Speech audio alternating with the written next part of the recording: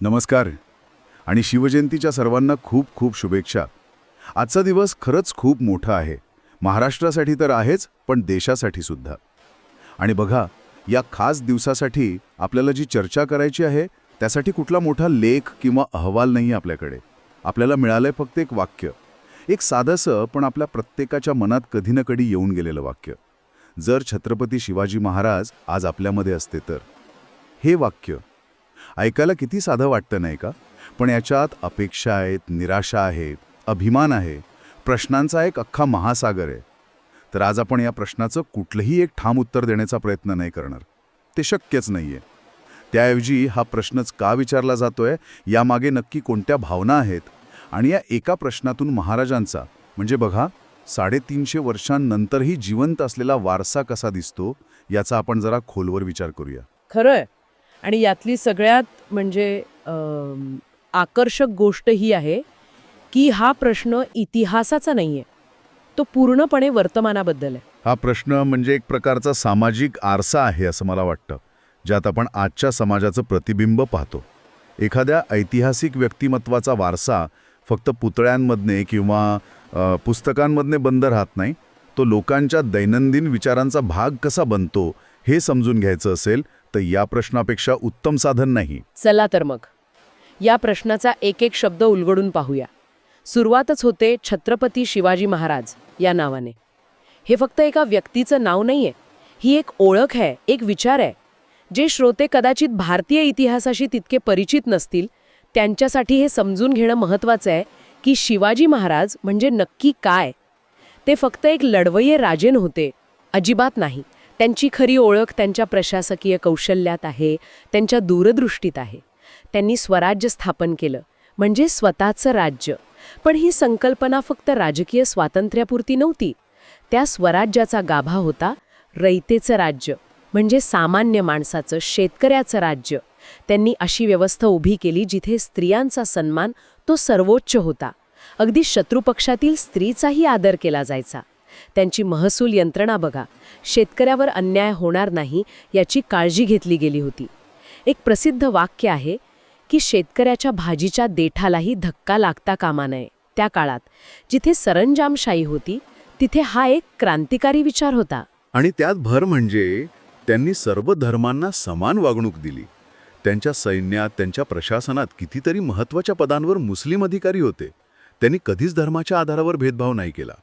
स्वतःचा आरमार उभं केलं, जे भारताच्या इतिहासातलं एक मैलाचा दगड आहे. त्यांनी नेहमी गुणवत्तेला महत्त्व दिलं, वशिल्याला नाही. तर जेव्हा आज कोणी शिवाजी महाराज म्हणतं तेव्हा त्यांच्या मनात फक्त एक राजा नसतो, तर हे सगळं असतं: न्याय, सुशासन, दूरदृष्टी, सर्वधर्म समभाव आणि रयतेची काळजी. नाही, तो विशेषतः शिवाजी महाराजांबद्दल विचारला जातो. या नावाचा उल्लेखच एका आदर्शाचा, एका बेंचमार्कचा उल्लेख आहे.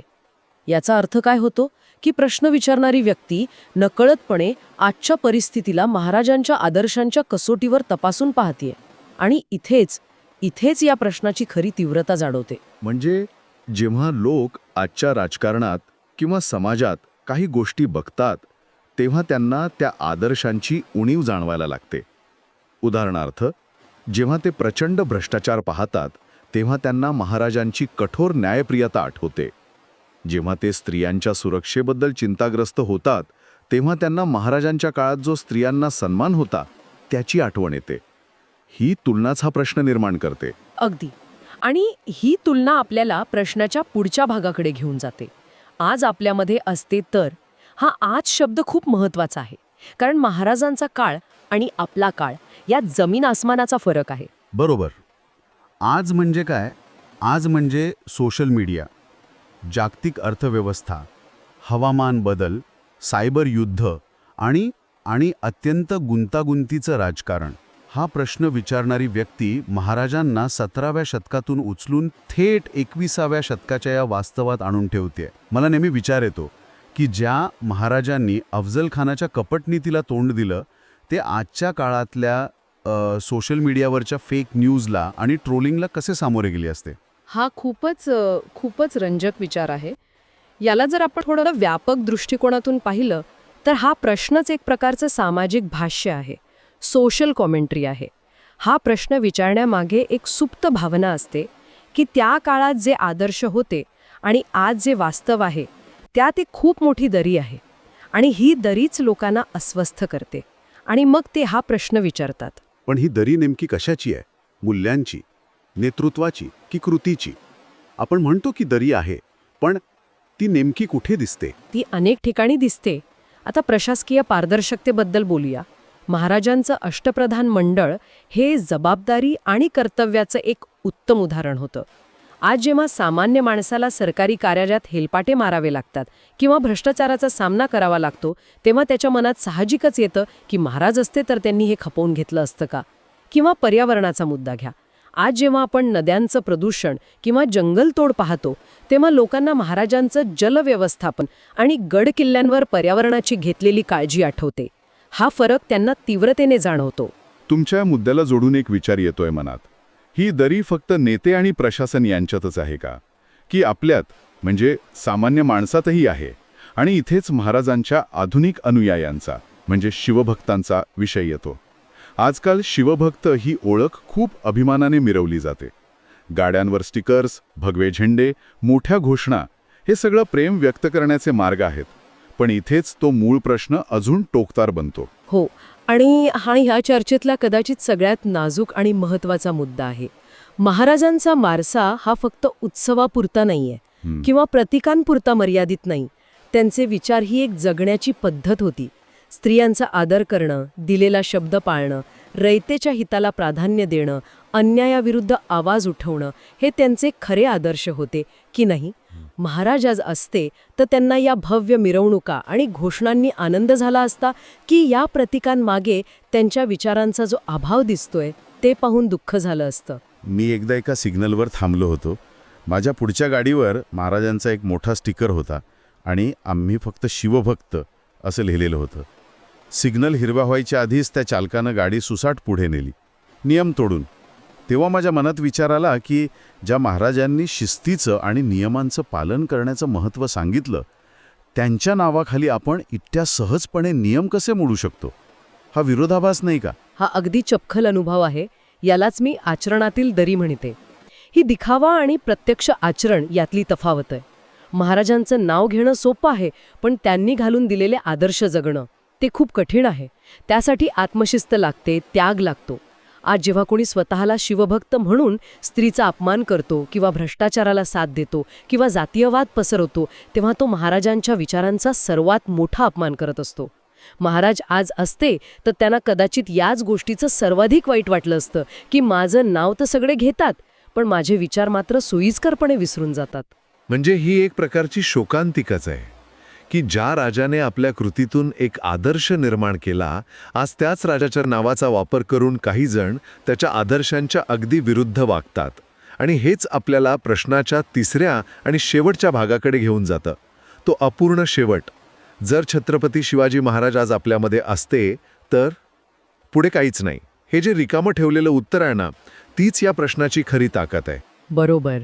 कारण ते अपूर्ण वाक्य ऐकणाऱ्या प्रत्येकाला आपापल्या परीने उत्तर शोधायला भाग पाडतं.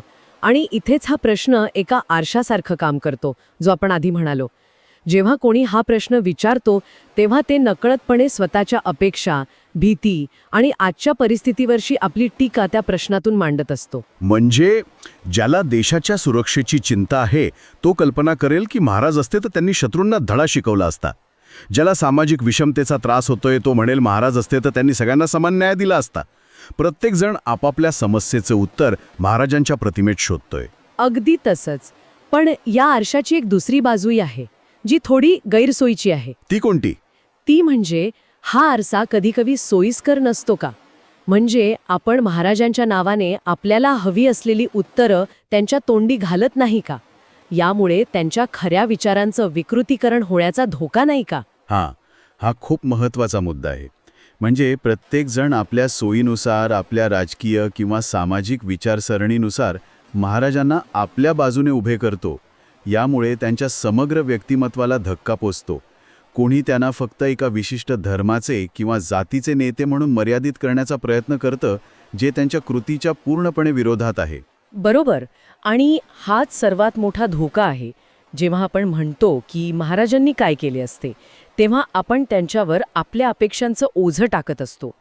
खरा वारसा जपायचा असेल तर प्रश्न असा विचारायला हवा की महाराजांनी जे करून ठेवलं आहे त्यातून शिकून आपण काय करायला हवं. त्यांच्या नावाचा आधार घेण्याऐवजी त्यांच्या विचारांची जबाबदारी घेणं महत्त्वाचं आहे. त्यांनी मार्ग दाखवला आहे, त्यावर चालण्याची जबाबदारी आपली आहे. म्हणजे या सगळ्या चर्चेनंतर असं लक्षात येतंय की आपल्याला मिळालेला स्रोत हा काही माहितीचा संग्रह नव्हता, तर तो एक विचार होता, एक भावना होती. हा प्रश्न म्हणजे एक प्रकारे समाजाच्या मनात काढलेला एक्स-रे आहे. तो दाखवतो की आतमध्ये कुठेतरी काहीतरी तुटलेलं आहे, काहीतरी कमी आहे, आणि ती पोकळी भरून काढण्यासाठी लोक इतिहासातील एका महान आदर्शाकडे आशेने पाहत आहेत. हो. आणि शिवजयंतीच्या दिवशी हे समजून घेणं जास्त महत्त्वाचं आहे. महाराजांनी काय केलं असतं याचा अंदाज लावत बसण्यापेक्षा हा प्रश्नच त्यांचा खरा वारसा आहे. कारण हा प्रश्न आपल्याला अस्वस्थ करतो. तो आपल्याला विचार करायला लावतो की आपण योग्य मार्गावर आहोत का, आपण त्या आदर्शांच्या जवळ आहोत का, की फक्त त्यांचा नावाचा वापर करत आहोत. ही एक सतत चालणारी आत्मपरीक्षणाची प्रक्रिया आहे, जी या एका प्रश्नामुळे सुरू होते. खरंच हा प्रश्न भूतकाळाबद्दल नाही, तो पूर्णपणे वर्तमानाबद्दल आणि भविष्याबद्दल आहे. तो शिवाजी महाराजांबद्दल जितका आहे तितकाच तो आपल्या स्वतःबद्दल, आपल्या समाजाबद्दल आणि आपल्या जबाबदाऱ्यांबद्दल आहे. या चर्चेच्या शेवटी एक विचार सोडून जाण्याची इच्छा आहे.